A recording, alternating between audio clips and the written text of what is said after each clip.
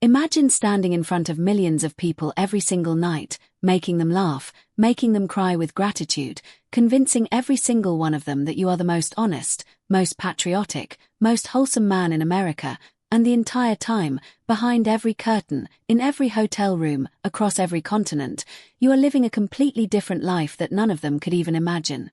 Now imagine doing that not for 1 year, not for 5 years, but for 3 full decades, without a single crack in the mask. That is not a movie plot. That is the real, documented, stomach-dropping story of Bob Hope. And before this video is over, I promise you, you will never see this man the same way again. Let us start at the very beginning, because even the beginning of Bob Hope's life is not what anyone told you it was. He was not born Robert Hope. His real name was Leslie Towns Hope, and he came into the world on May 29, 1903, in Eltham, in the southeast corner of London, England. He was the 5th of 7 boys born to William Henry Hope, a stonemason, and Avis Towns Hope, a light concert performer from Wales. His father William was not just a stonemason. He was also a heavy drinker, a man who disappeared for stretches of time and left his wife to manage 7 wild, hungry, restless boys on whatever money she could scrape together. From the very first days of his conscious memory, young Leslie Hope understood one brutal truth: the world does not give you anything. You take it, or you go without. The family moved from London to Weston-super-Mare, then Bristol, each house smaller and shabbier than the last, until in 1908 they packed everything they owned and sailed for America. Bob was 4 years old. They settled near Cleveland, Ohio, and it was there, in the rough neighborhoods of a working-class immigrant city, that the boy who would one day become America's most beloved entertainer began his real education. Not in any classroom, but on the streets. He shined shoes. He sold newspapers. He hustled pool. He danced on street corners for pennies when times were desperate enough. His father's drinking did not improve in America. The instability did not vanish just because they had crossed an ocean. The poverty was real, the chaos was real, and the loneliness that came from having a father who was never truly present carved something deep and permanent into the soul of Leslie Hope that no amount of fame would ever fully fill. But here is the part of Bob Hope's childhood that his team of publicists worked for decades to bury, the part he never once mentioned in any of his memoirs, the part he smiled right past in every single interview. At 15 years old, Bob Hope was arrested. The records confirm it plainly. He committed a crime, was officially adjudged a juvenile delinquent, and was sent to the Boys' Industrial School, a reform school that was exactly as grim as it sounds. He served 7 months. Then he was released on probation. Then he broke his probation. And he was sent back for another year. 2 stints in juvenile detention by the time he was 16 years old. The charming, self-deprecating, flag-waving comedian who would one day be awarded the Congressional Gold Medal and every honorary military rank imaginable started his life as a kid who the state of Ohio had officially labeled a criminal. And he told no one. He buried it so thoroughly that for most of the 20th century, it simply did not exist in the public record. By the time he reached his late teens, the violence that had surrounded his childhood had not entirely faded. At 19, according to documented accounts, Hope was stabbed in a street fight, reportedly while defending a local girl from a gang of men. He needed a blood transfusion and stitches to survive the attack. He never spoke about it publicly. Not once. Already the pattern was forming. The public version of Bob Hope was being sculpted carefully, strategically, with every dark or complicated truth chiseled away until only the gleaming, likable surface remained. He eventually found his way into vaudeville, and vaudeville was where Leslie Towns Hope truly died and Bob Hope was born. He was a natural performer with an almost supernatural instinct for timing, the ability to read an audience the way a card shark reads a table, to know exactly when to hold, when to deliver, and when to get out. He danced with Siamese twins in small-time vaudeville houses. He worked the circuit relentlessly, city after city, theatre after theatre, honing his delivery, sharpening his jokes, developing the rapid-fire one-liner style that would eventually make him a legend. He was hungry in every possible sense of that word. Hungry for success, for attention, for approval, for love. And along the way he found a partner, in more ways than one. Her name was Grace Louise Troxell, known professionally as Louise Troxell. She was a vaudeville performer herself, a singer and actress with real talent and real charm, and she and Bob developed a professional act together that worked well enough to keep them both employed through the grinding uncertainty of the Depression-era entertainment circuit. And somewhere in the course of all those months on the road together, somewhere between rehearsals and train rides and shared meals in cheap diners, Bob Hope and Louise Troxell fell in love. Or something close enough to it. In January of 1933, in Erie, Pennsylvania, a city they happened to be passing through on the vaudeville circuit, Bob Hope and Louise Troxell got married. Quietly. With almost no fanfare. And then they kept performing, kept traveling, and Bob Hope kept his eyes open for whatever opportunity came next. The opportunity came faster than anyone might have expected.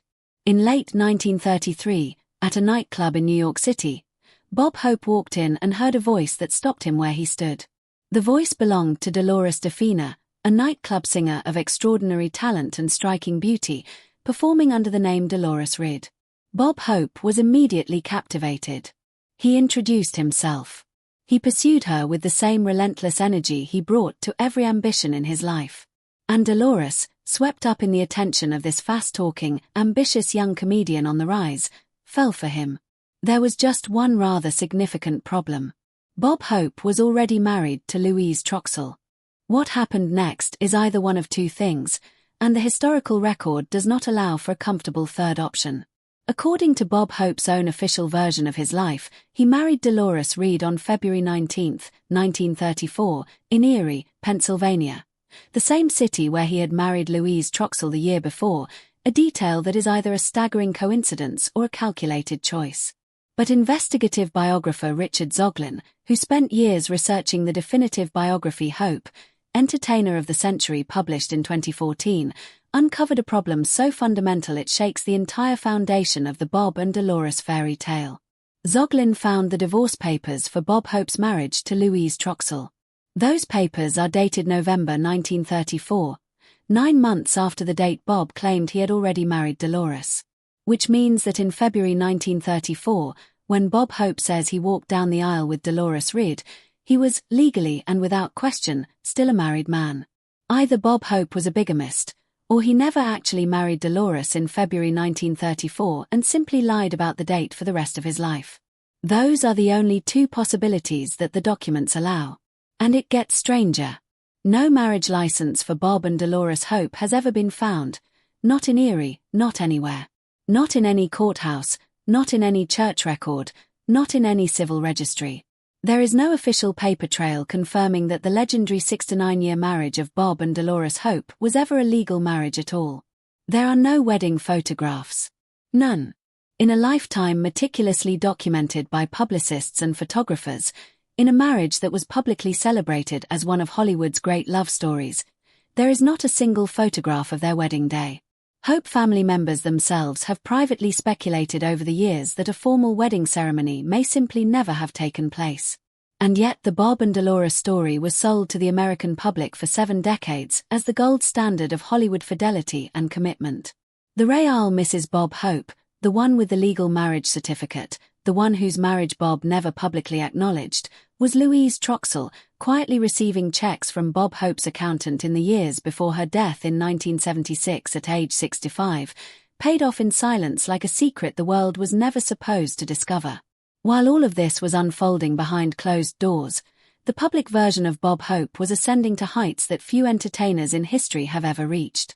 He moved from vaudeville to Broadway, from Broadway to Hollywood, arriving in film in 1938 and almost immediately becoming a major star. His comedic persona was the lovable coward, the blustering, girl-chasing wisecracker who always got himself into trouble and somehow stumbled his way out. Movies like The Cat and the Canary, The Ghost Breakers, and The Paleface turned him into a box office force. Then came the Road pictures alongside Bing Crosby, 7 movies in total, beginning with Road to Singapore in 1940, featuring the beautiful Dorothy Lamour as the woman both men were always competing to win. The Road pictures were smash hits, beloved by audiences across America and around the world, and they presented Bob Hope and Bing Crosby as the best of friends, 2 men who loved each other like brothers, 2 gentlemen competing for Dorothy Lamour's affections in the most charming, harmless, laugh-filled way imaginable. But the truth about that famous partnership is as complicated as everything else in Bob Hope's life. They were not close friends. They barely socialized even when they lived near each other. Hope told a friend bluntly that he simply did not like Bing Crosby very much. The warmth and camaraderie that audiences saw on screen was, like so much else about Bob Hope, a performance. As for Dorothy Lamour, the beautiful actress who served as the glamorous centerpiece of all those beloved road pictures, she came to detest both of them. In the first road movie in 1940, Lamour had second billing, above Bob Hope. But with each successive film, her role was quietly reduced, diminished, pushed aside as Hope and Crosby consolidated their control over the franchise. In 1947, Hope and Crosby formed a production company to produce further road pictures, and they deliberately excluded Lamour from any ownership stake or creative participation. When the final road picture was being planned in 1961, Hope and Crosby decided that Lamour was, as they put it, too old for the lead role, despite the fact that she was actually younger than both of them. They hired Joan Collins instead and gave Dorothy Lamour a small, humiliating cameo. She was outraged, and she never fully forgave either of them. Now we need to talk about what was happening in those hotel rooms that the cameras never entered, in those hours between the end of a show and the start of the next day, across all those decades of touring and traveling and performing. Sherwood Schwartz, the television writer who would later create both Gilligan's Island and The Brady Bunch, was a writer for Bob Hope in the late 1930s, and he described the scene in unforgettable terms. He told biographer Richard Zoglin, "We'd go to a hotel, I swear to you, outside his room were 3, 4, 5 young, beautiful girls, waiting to be picked by him to come in." He was a star enjoying his stardom. And he enjoyed it to a degree that few people outside his immediate circle had any idea about. The affairs were not occasional lapses. They were a constant, ongoing, deeply organized second life running in parallel with his public identity at virtually all times. Bob Hope had women in every city, women he returned to on every tour, women he installed in apartments near his home so he could visit them during his late-night walks. His team of writers loved him, but they were on call 24 hours a day, 7 days a week, and on at least one recorded occasion, one of his writers was actually asked to give up his own home temporarily so that Hope could use it for an illicit rendezvous. Katharine Hepburn, who worked with Hope and observed him at close range, called him the biggest egomaniac she had ever encountered in a lifetime spent around famous men. Let us go through the women one by one, because each story is its own kind of tragedy, and together they paint a portrait that is impossible to look away from. In 1949, Bob Hope was on a cross-country tour raising money for the March of Dimes, and traveling with him was one of America's most beloved actresses and singers, Doris Day. She was 27 years old, luminous and warm, with a voice like sunlight and a smile that America had already fallen in love with. According to Hope himself, who confided the story to a friend years later, he and Doris Day had a brief romantic fling during that tour. When they returned home to Burbank, California, Dolores Hope was waiting at the airport. She greeted her husband with an exaggerated, theatrical embrace, long and deliberate and pointed. It was, by every account, a wife marking her territory in front of someone she suspected. Doris Day saw the gesture, understood it immediately, and ended whatever had been happening between her and Hope then and there. Day never commented on the alleged affair for the rest of her life, maintaining her silence with a dignity that Bob Hope himself could not even claim to understand. That same year, 1949, a woman named Barbara Payton walked into Bob Hope's life, and the story that followed is one of the most heartbreaking in all of old Hollywood.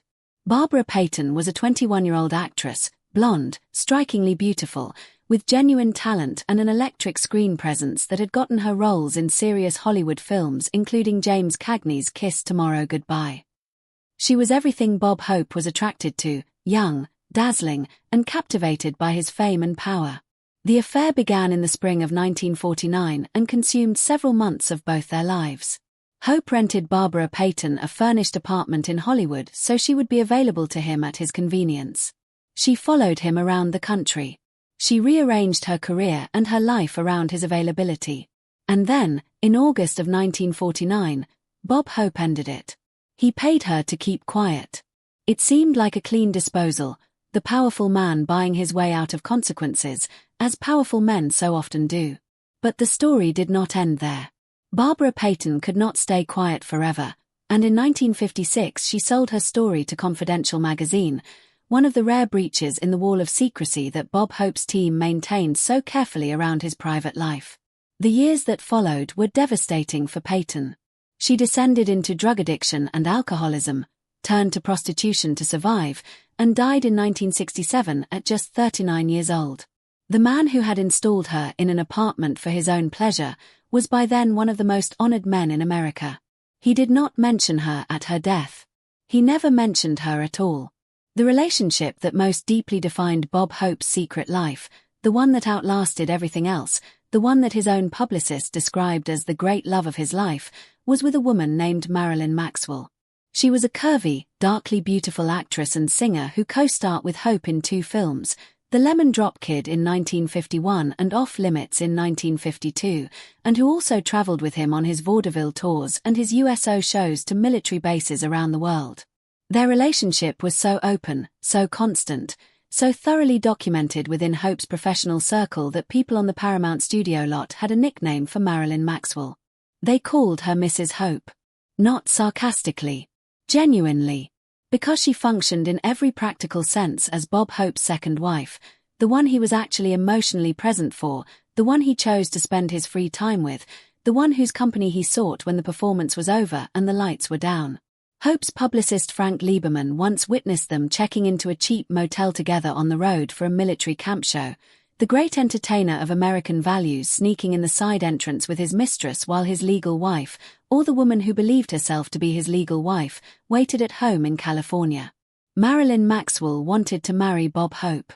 She wanted the real thing, the acknowledged life, the partnership in the open. But Dolores, the Catholic wife who had survived everything by holding her position, would not agree to a divorce. And so Maxwell remained Mrs. Hope only to the people who already knew, and officially nobody at all to the rest of the world. She died of a heart attack in 1972 at just 50 years old, having given nearly 30 years of her life to a man who could never publicly acknowledge her existence. There was also Ursula Halloran, a member of Hope's own publicity staff, the woman whose job was literally to manage his public image. Hope had what his biographer described as a fairly open affair with Halloran, including taking her with him on a trip to the Soviet Union in 1958. She died of a drug overdose in 1963. It is a detail that sits with uncomfortable weight. The woman whose job was to protect Bob Hope's reputation became one of his secrets, and then she was gone. And then there was Rosemary Franklin.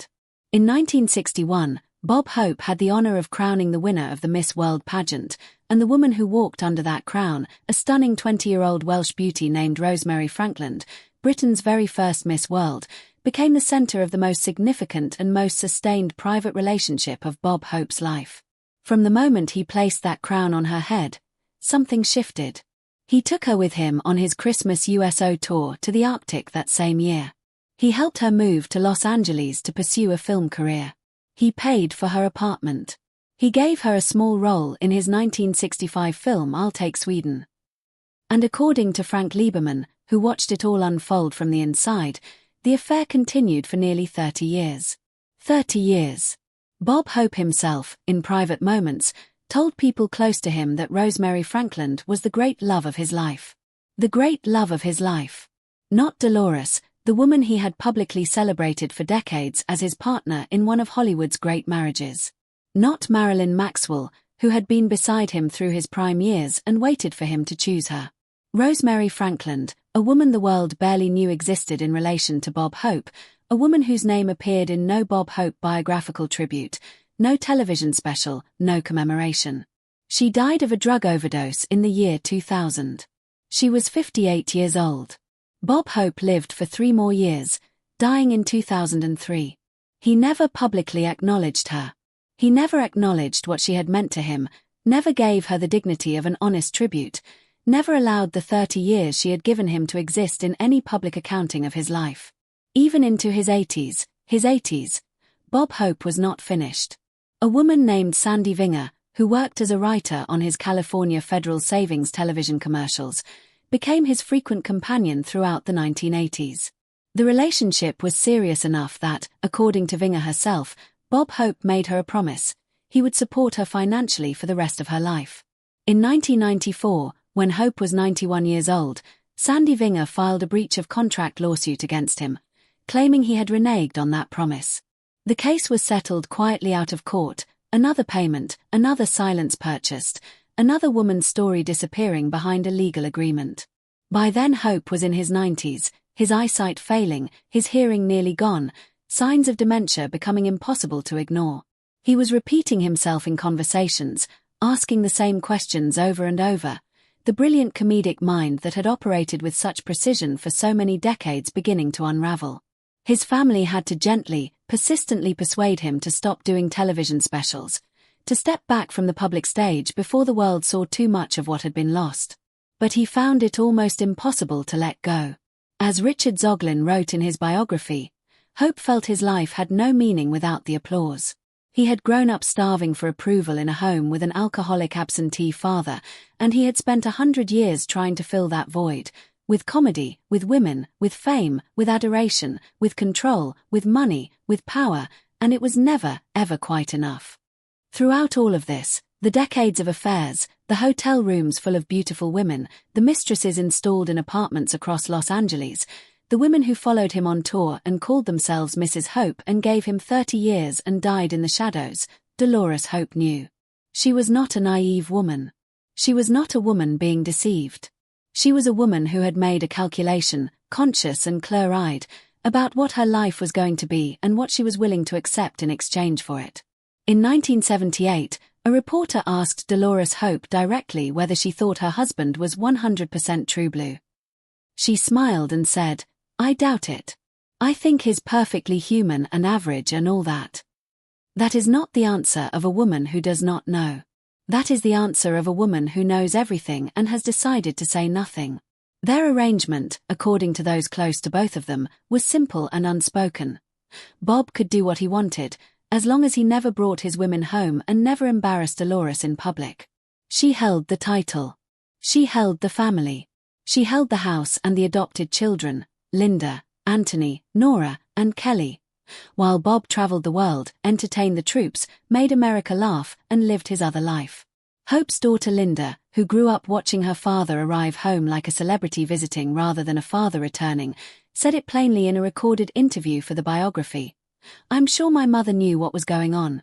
And she just decided that he was worth going through whatever she had to go through, to have the life and be Mrs. Bob Hope." The USO tours deserve a chapter of their own, because they are the centerpiece of the Bob Hope mythology, the aspect of his life that most powerfully sealed his image as a patriot, as a selfless servant of the American military, as a man who sacrificed his comfort and his safety to bring laughter to young soldiers far from home. And it was real. The USO tours were genuinely extraordinary. Beginning in 1941, Hope performed for American troops through World War II, through Korea, through Vietnam, through the Persian Gulf, 57 tours over 50 years, traveling to the most remote and dangerous outposts in the world, performing under fire, entertaining in jungles and deserts and frozen tundra, bringing a piece of home to hundreds of thousands of men and women who desperately needed it. It is one of the most remarkable sustained acts of public service in the history of American entertainment, and nothing in this video should diminish it. But here is what the myth leaves out.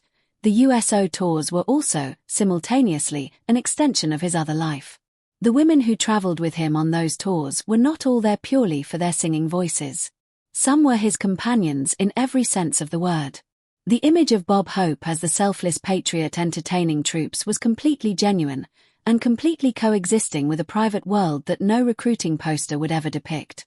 The question that hangs over all of this, the question that is honestly impossible to fully answer, is what kind of man Bob Hope actually was in the privacy of his own self-knowledge. Richard Zoglin, who spent years closer to the documented facts of Hope's life than perhaps anyone alive today, offered a conclusion that is both damning and surprisingly compassionate. He was a narcissistic, self-centered man who put his career before his family, who craved applause with an almost pathological intensity, who needed to be loved in a way that no single person, no single marriage, no single success could ever satisfy. He could sleep with anyone he wanted, and he did, not because he was simply immoral, but because the need driving him was so vast and so old and so rooted in a childhood of deprivation and absence that it had long since ceased to be a choice and become simply what he was. And yet the irony at the very heart of Bob Hope's story is that the man who made an entire nation feel good, the man whose name became synonymous with warmth, patriotism, humor, and home, built that entire edifice on secrets and silences and the quiet suffering of women who loved him and received almost nothing in return. Marilyn Maxwell, who wanted to be his wife and became a footnote. Barbara Payton, who was paid off and died before she was 40. Rosemary Franklin, whom he called the love of his life and never once publicly acknowledged. Ursula Halloran, who died with her secret intact. Sandy Vinger, who had to sue him in court to get what he had promised. Louise Troxell, his first legal wife, erased so completely from the official record that most Americans reading about the 6 to 9 year marriage of Bob and Dolores Hope have never heard her name. Bob Hope died on July 27, 2003, 100 years old, honored by presidents, adored by millions, his legacy intact. The American flag flew at half-staff in his memory. His passing was mourned across the world with the kind of grief reserved for national monuments, for symbols of an era, for men who seemed to represent something larger than themselves. And perhaps that is the most complicated truth of all, because Bob Hope did represent something. The USO performances were real. The laughter he brought to frightened young soldiers in the middle of wars was real. The decades of extraordinary entertainment were real. None of those things were false. But neither were Louise Troxell's divorce papers. Neither were the apartments Bob Hope rented for women who waited for him while his wife waited at home. Neither were the checks mailed in secret to keep certain truths buried. Neither was the 30-year affair with a Welsh beauty queen whose name the man himself would never pronounce in a public interview for the rest of his life. America wanted a hero, and Bob Hope gave them one with every performance, every tour, every carefully lit photograph and perfectly timed joke. But behind the hero was a man who was still that hungry, restless boy from Cleveland, still shoplifting in the dark, still sneaking through back exits, still looking for whatever he could take without being seen. The double life did not begin when he became famous. It began in the very first years of his life, in the gap between who he was required to be and who he actually was. Fame gave him the resources to maintain that gap at an almost industrial scale. And for 30 years, and arguably for his entire adult life, nobody outside that inner circle knew. Until now.